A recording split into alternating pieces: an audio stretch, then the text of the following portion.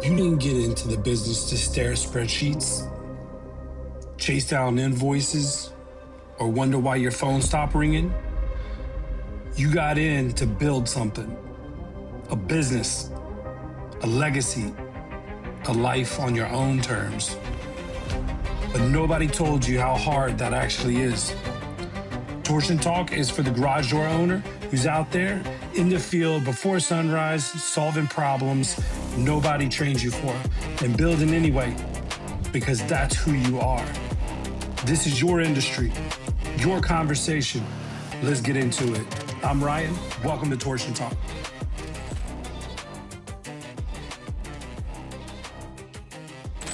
Today, I want to talk about leadership. I know this is not a sexy topic, and it's one of those things that as business owners, we probably fail at every single day to some fashion, to some level. And I'll tell you, like, when the heat is up, we probably have a tendency to fail more. And that's been my experience, is as a business owner, especially running multiple businesses, it's very challenging. Here's where I feel like I've succeeded. I have found some of the most remarkable human beings on the face of the planet that I genuinely love doing life with, like daily. And I think previously we talked a little bit about the separation between boss and friend. And I was contemplating like the challenges of what comes along with that. And I think there's got to be a balance for sure. You know, I think sometimes I know with some employees, having a friendship with them has caused issues. And part of me over the last few weeks, as I watch Aaron Overhead Doors continue to succeed, and I'm less and less involved, start questioning my own purpose, my own meaning, but really diving into the fact that I am who I am. And it's like, I'm going to go down the path of being like super vulnerable with you guys, because I do a podcast where I really share things that I think are helpful for you guys to run your business. But recently I've realized I'm actually not that great at running a business. Like, once I build it, I'm not the guy. I don't have the patience. I want immediate results from everybody on everything the same day. My expectations are ridiculously high, almost impossible. And the one thing I can say that I feel like I get right a lot is hiring intelligent people who care a lot about their job and are 1% of the world. I think they have great hearts. I think I'm really good at picking people who have good hearts and willing to lay it on the line and get it done. That's what I'm good at. I'm good at selling the vision when I do it properly. I'm good at hiring. But if you're coming on this podcast looking for someone to tell you how to run the operations of your business, I mean, I could probably share what it looks like, but I physically am not the guy. Just not. I'm a builder. I'm a creative.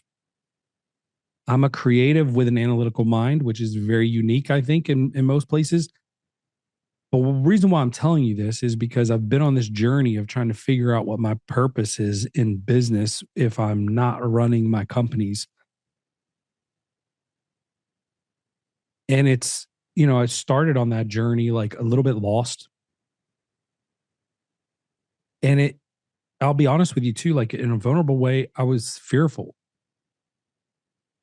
because it's so easy for me to stay busy and focus on the busy work And when things slow down, I got to face things that maybe I just kind of push to the back because it's not as big of a priority, or maybe it is a big priority, but I just don't want to deal with it. And listen, I know if you're listening to this podcast and you're a business owner, you definitely relate. And don't tell me you don't, because I've talked to so many and I'm pretty sure 100% relate to that. So you're lying if you don't agree with that, or you say you don't do it, because I don't believe you. We all don't want to do, payroll calculations or taxes or whatever, right? Like there's certain things that we will try to push off until we just don't want to do it. Maybe there's a job that you went and measured and you're like, I really don't want to do this. And you delay the quote, whatever. I'm just giving examples. But when the silence sets in and things are running, and they're good or bad, what are you doing? Like, how quickly are you recognizing that things are good or bad and you have time? And are you taking a deep breath? Are you relaxing? Are you pushing hard? Are you taking a step back? Like, what is it that you're doing? And I think, as a business owner, it's our job to figure that out quickly and then shift gears. And as a leader, I think the biggest challenge as a business owner is that we have a lot of emotions tied to our businesses. And I think every day we're forced to make dozens of decisions, sometimes like just quickly. And your job is to get most of those right, and have the business continue to move forward. Indecisions, a no decision is a bad decision. So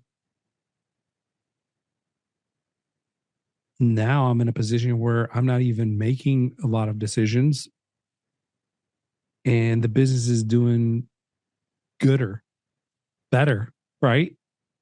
And so if we are doing better without me, that's not a reflection of or a negative thing to me. It just means that I should spend more time with my leadership team. It means that I should go back to like finding a hobby. I used to do long distance shooting. And the reason why I love long distance shooting is it's hard to focus on the noise of work when you're focused on a target through a scope and your controlled breathing and your trigger finger. Like, even if I go into a range or whatever and I'm hitting targets, maybe I'm thinking about stuff in the beginning, but after a few minutes and I've zeroed in, it all washes away. Like, it just goes away. Hey guys, I just wanted to reach out to you and let you know that Surewinder is still selling amazing products. Some of you guys have been dragging your feet for whatever reason. If your shoulder hurts, do not waste time. Pull the trigger. I just bought 4 or 5 of them, and we had 2 guys out. You know how much it cost me to pay for 2 guys being out with bad shoulders? We just pulled the trigger and we said, listen, everybody's going to have one on a truck. It's mandatory. You got to use it. Don't hesitate. Don't wait till your guys go down. It's going to cost you more. Buy a Surewinder. Hey guys, I found something that changed my business and I want to share it with you. We've created packages that have included some of the best products in our industry to offer our service customers. The heart of that package is Stealth Hardware Kit. Stealth Hardware is the quietest hinges on the market. I challenge you to buy at least one of these, test it for yourself. Put it on your truck and design a quiet performance package for your customers willing to pay for a better, smoother running door. Buy your Stealth Hardware Kit at Service Spring, do a search for quiet hinge, and then buy that. You can buy a double or single door, 7 or 8 foot tall, and promise you, it'll change your service forever. Somer USA and Somer Group want to thank you for an incredible year and the trust you put in them and their products. As you know, Somer places high value on relationships, education, customer service, innovation, and professionalism. And they are grateful to you for your part in the fostering and dissemination of these values. If there is any way Somer can support you in your journey, whether through their products, the values they hold to, or the knowledge Somer has gained through interaction with door dealers across the world, please reach out to the team at your convenience. They are here to serve you. Again, thank you from the entire Somer team. Check them out at somerusa.com. Tell them Ryan sent you. And so I think I've mentioned this before. It feels very similar to a podcast I did probably like a year or two ago. But I think a lot of times as business owners, we get so busy that we lose track of our hobbies and the things that we love. And some of those things are dangerous and probably shouldn't be done. Like right now, I'm working on getting a tattoo on my arm, doing sleeves.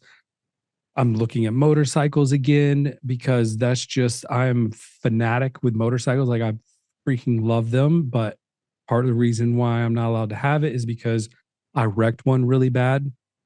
And my now wife, who was someone I was pursuing when I wrecked, had to come take care of me and clean my wounds and get the gravel out and, nurse me back. And so I think those memories are still front of mind. And so she doesn't want me to have a motorcycle because she knows how I am.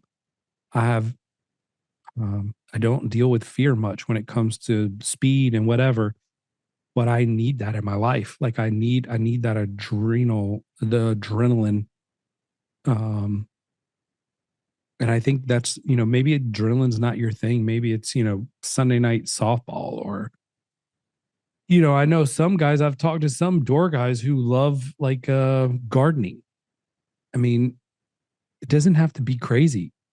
I'm just a little nutty when it comes to the things that I like. I like things like shooting out of helicopters and, racing cars or motorcycles, jumping out of airplanes, jumping off bridges. Like that's the type of thing that I want to do all day.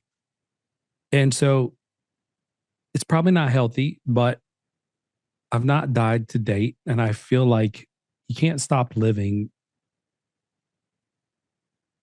And if I were to somehow die doing what I love, I wouldn't want anyone to feel sorry for me. And I wouldn't want to feel sorry for you if you were doing what you love. Right. So I would say, like, if we're losing who we are, like truly what we love to do in life, and we're working student, and I know there's seasons, so don't get me wrong, but if we're not pursuing happiness, then what are we doing? You have to carve out a little time for yourself.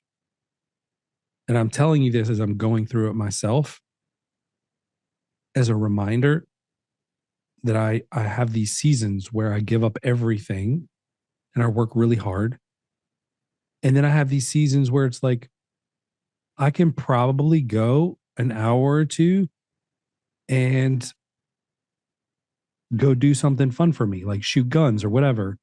Now, you guys might be hearing some noise in the background. They're literally cutting my hardwood floors upstairs. Oh my God. And he's cutting it right outside my office. We're putting in an outlet in the floor underneath our sofa. So forgive me. I apologize. Bad timing here with the podcast. So let me shift gears just quickly because I've also had adversity over the last few weeks, months with employees, mostly people close to me, leadership, whatever. There's been a few. And like what I do know is adversity is not the end, right? Adversity is not the end of the discussion. Adversity is the opportunity to overcome and bridge a gap where you aren't seeing eye to eye or there's issues. Some of my greatest relationships in life have been after adversity. And I don't know if I'm just a challenge, which I know I'm a challenge. You guys know I'm a challenge. It's hard to live with me. It's hard to work with me, probably. But people do love working with me. And I do love working with them. And I build good relationships with people. I think over time, though, adversity comes up, and then working through that, like, good people are worth fighting for. If you have employees where you're having adversity, I think I hear so many business owners just kind of like want to wipe their hands of them and move on, when I think that there could be healing in those relationships, and then you could work closer with that person and be more effective, and they could too, than before adversity, because now they know to a certain degree that, hey, listen, either I messed up or he messed up or she messed up, and here we are. He's not ditching me or she's not ditching me. They're not firing me. They're working through the adversity. They're pointing out things to help me out, or they're owning it and fixing it, right? And making it better. And I would say that, like, it's so important for us to remember that adversity is like one step closer to a better relationship. And I think we just need to, like, this is bothering the crap out of me with this thing. We've got to remember that our first response can't be to let people go. And I've got a couple of examples of that going on in my life right now where I've truly invested time. I really haven't thought too much at all about letting anybody go. But when you have someone in your business that's dealing with adversity, and maybe you're the cause, or maybe they're the cause, whatever, but you're just not seeing eye to eye, like, taking the time out to, like, stop and have the conversation and discuss it and get on the same page can be one of the most powerful moves you can make. Because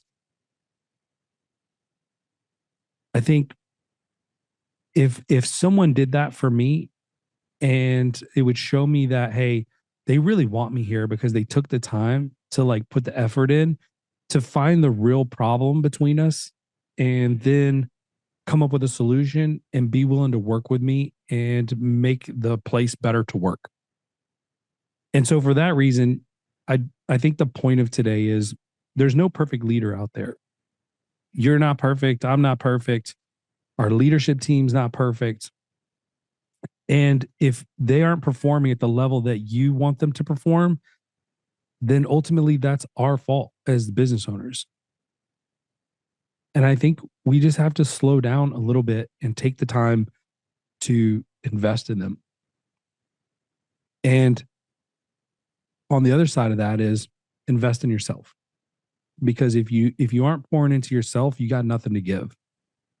And if you have nothing to give, then you're going to create adversity.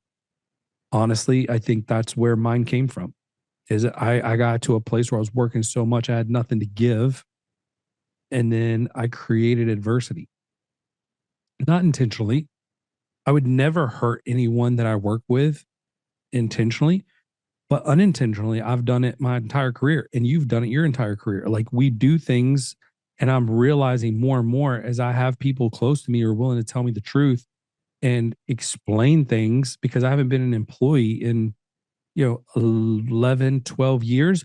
But on top of that, like, before that, I was kind of like given free range a little bit. And when I went too far, they'd slap my hand, but it was done in a very loving way. So you add another 6 or 7 years onto that, where I was kind of like an entrepreneur, which is like someone who's an entrepreneur working in a business and given free reign to do whatever.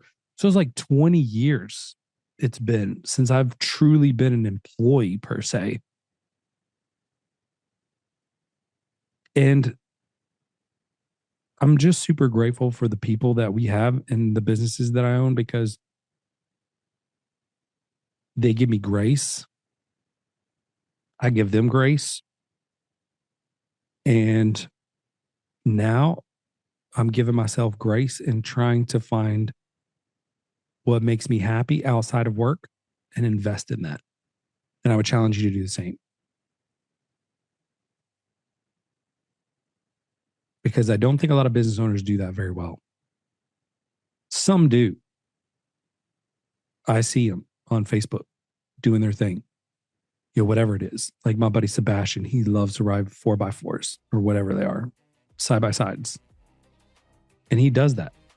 And that's great, right? Like we make this money, we work so hard. We need to enjoy it while we have it. You can't take it with you.